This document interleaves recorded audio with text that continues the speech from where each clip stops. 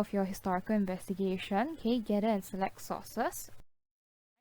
So your history teacher will, if they have not already, okay, set up the group Google document for your group. Right, so what you're supposed to do in this stage is you're supposed to discuss with your group and assign each member a key area of research to answer the HI question, right? Which aspects of life will each of you look at? Alright, and for each of you, please make sure you find 2 sources of information related to your key area of research that will help you answer the question. Okay, then following that, please record and describe the sources you have found by filling in the table on the group Google document. Alright, every member of the group must contribute 2 sources of information each. This video is basically to teach you guys how do you do research, right? Which websites can you go to? What kind of search keywords can you look at? Can you enter in order to find the sources that you need? Alright, so at this point, please watch the rest of this video with your HI instructions handout, okay, following pages 3 to 8. Alright, so for online search, right, there are many kinds of keywords you can use, right? If you were to enter into Google, right, there's so many different kinds of keywords you can use. But how do you make your search more targeted? Alright, first things first, alright, if you were to put in, let's say, people in Singapore or life, right? So the search will cover everything about people of Singapore or life. If it's people of Singapore and life, okay, so that's what you'll put in. Okay, so every search result that appears will be will have both, okay, people of Singapore and life, these 2 keywords. And let's say I want to be a bit more targeted. I just want to find out about people in Singapore, but I don't really want to find out about life. Okay, so I put in Google people in Singapore not or minus life. Okay, so this will only give me about people in Singapore without the aspect of life. And so I would highly recommend, right, the most targeted search you can start on would be option number B, right, people of Singapore and life. Of course, you can change the keywords to suit whatever aspect that you are looking at for your HI.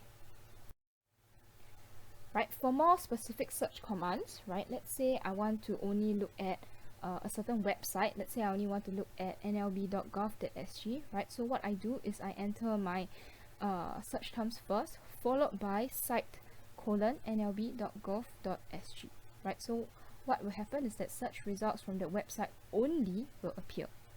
If I want to look for PDFs, right, or maybe even photos, okay, maybe I can put in my search terms followed by file type :PDF, right? So search results in that file type only will appear.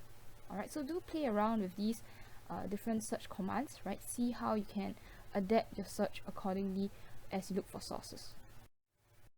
Alright, so let's move on to other useful websites you can go to find sources, right? Please follow along with your HI instructions handout, pages 4 to 5. Okay, so you can look at Singapore e-Encyclopedia, you can look at History SG, you can also look at Newspaper SG as well as National Archives Online, right? These 2 websites are really a treasure trove of different kinds of sources, really that were from the past itself. Okay, so I would highly recommend that you guys look at these 2 websites in particular. Alright, and I'm going to show you guys now. Okay, I'm going to give you an example of how I do my research when I look at these 2 sites, when I use these 2 sites to search for sources. Alright, now I'm going to show you guys how you can conduct research on and find sources of information on Newspaper SG, which is this online archive of all of Singapore's historical newspapers. Okay, just keep in mind these are all historical newspapers. Okay, so newspapers that are not so recent, right? So this is what the website looks like. Okay, so usually for Newspaper SG, what I'll usually do is to use the advanced search. Okay, so perhaps I want to be quite specific. After the war, alright, Singapore food. Okay, let's say the key aspect of life that I'm looking at is food in Singapore. Okay, I'm going to tick here language of publication English. Alright, newspaper titles, I will not do anything to that. Okay, but I can also edit the dates. Alright, so I know that the Japanese surrendered to the British on 12 September 1945. Okay, so that's where I will start my search. Okay, 12 September 1945. Okay, and perhaps I'll just put an arbitrary date, perhaps 5 years from then. Okay, alright, let's do this. Okay, and then we'll just have a search and see what comes up. Alright, so as you can tell, right, this is what the search results will look like. Okay, so Newspaper SG will not give a short summary of what the article is about, so you do have to open up the article first to see what it's all about, right? And okay, so let's look at maybe the first one. All right, Metropolis of the East. Okay, it doesn't really tell us what the article is going to be about, so do spend some time to browse through, read through the articles as well. Right, it's very interesting to see what our old newspapers look like as well. Okay, so it's by this newspaper called Comrade. Okay, so let's see if it talks about anything about related to post-war Singapore. Oh, it does, right? It talks about black market. It talks about the British officers trying to encourage the people to trying to encourage the people after the war. Okay, so this is an example of perhaps a source that you can use. All right. So please do take some time to search through this archive, right? For Newspaper SG, I recommend being as specific as possible in your own in your research for in your search, in your keyword search. Okay, and to put in the dates as well, because if not, right, the date range will be very widely inaccurate. All right. Okay, now I'm going to show you how you can conduct research and find sources of information for your HI on National Archives online. Okay, so I'm already at the website here, right? If you take a browse through the main website, there are so many different artifacts that are already categorized for you.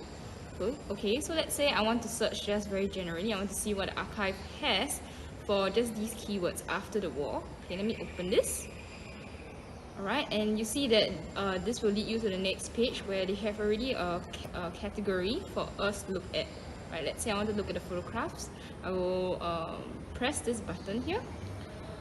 Okay, and yes, and then now we'll see so many different photos, okay, of things after the war. Right, and it's really also categorized by date as well, right? 1958, 1963. Right, so all the information, the details of the source will all be here. Alright, of course, some of the more recent events, right, because after the war is very vague, quite a vague descriptor to find, right? So more recent events such as, you know, President S.R. Nathan looking at a memorial after the war might also appear. Okay, so you do have to refine your search. Okay, so now let's look at a more specific category of sources, right? Let's look at oral history interviews, because that will give us a lot of information about what happened after the war, right? Straight from the people who actually lived through the war. Okay, because these are all interviews that have been done with the previous generations, those who lived through the war, you know, maybe some of them could be your grandparents, great-grandparents generation as well. Okay, so now I'm at the oral history interviews website. Okay, and I'm gonna try and do a more advanced search this time. Okay, so I'm just gonna search for just a very vague descriptor again, after the war.